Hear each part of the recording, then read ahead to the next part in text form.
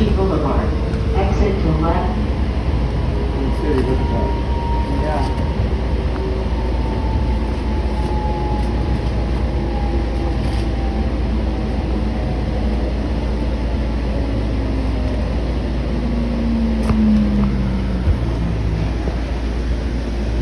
Well, everybody, God bless you guys in the mighty name of Jesus Christ. The Bible says in Matthew 7, verse 13 to 14, it says, "Enter ye in the straight gate, for broad is the way, and enter ye by the, for wide is the gate, and broad is the way that leadeth to destruction, and many wish to go thereat, because straight is the gate, and narrow is the way that leadeth unto life.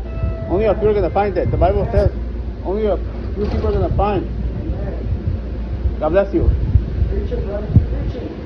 The Bible says, "Not everybody who says unto me, Lord, Lord, will enter his kingdom, but he who does the will of the Father which is in heaven. Many will say unto me, Lord, Lord, have we not prophesied in thy name, and cast out devils in your name, and in thy name we have done wonderful works? Then I will declare unto them, I never knew you."